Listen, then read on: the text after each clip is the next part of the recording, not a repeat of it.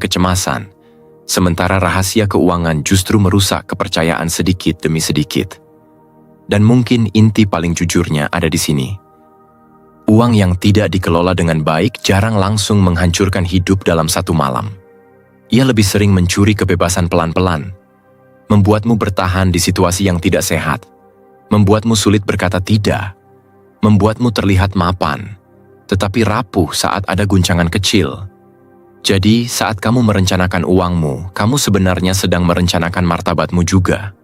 Sebab orang yang sungguh kuat bukan yang paling banyak membeli, melainkan yang paling sedikit diperbudak oleh rasa takut, rasa kurang, dan kebutuhan untuk terlihat berhasil. Dan ada detail yang sering diremehkan. Cara membayar juga memengaruhi disiplin. Pembayaran digital yang terlalu mulus membuat rasa kehilangan terasa lebih kecil. Itu sebabnya dana darurat bukan sekadar simpanan, melainkan penyangga keputusan, ketenangan, dan pilihan saat hidup mendadak berubah di kemudian hari. Poin 4. Latih pikiran Anda untuk tetap fokus dan bersikap positif. Setelah emosi, ucapan, dan uang, kita sampai pada pusat yang diam-diam mengatur semuanya, pikiranmu. Karena biasanya hidup tidak langsung rusak saat peristiwa datang. Hidup rusak ketika pikiran memberi arti yang salah, lalu arti itu dipercaya seperti fakta.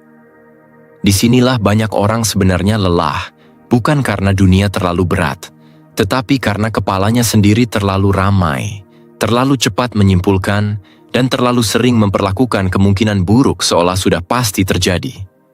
Stoikisme melihat ini dengan sangat tajam. Epictetus mengingatkan bahwa yang paling menentukan bukan hanya apa yang menimpa kita, tetapi bagaimana kita menilai apa yang menimpa kita. Psikologi modern bergerak ke arah yang serupa.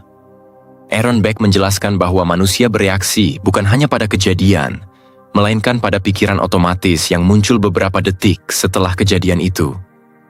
Jadi kalau isi pikiranmu dipenuhi dugaan, ketakutan, dan tafsir yang liar, kamu bisa hidup dalam tekanan yang lebih besar daripada realitas yang sebenarnya sedang kamu hadapi.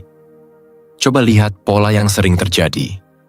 Ada pesan yang belum dibalas, lalu pikiranmu berkata, "Aku diabaikan." Ada kritik kecil, lalu kepalamu mengubahnya menjadi, "Berarti aku gagal." Ada kesalahan biasa, lalu malamnya berubah jadi sidang batin yang panjang. Padahal Lazarus dan Folkman pernah menunjukkan bahwa stres banyak ditentukan oleh appraisal, oleh cara kita menilai apakah sesuatu itu ancaman, beban,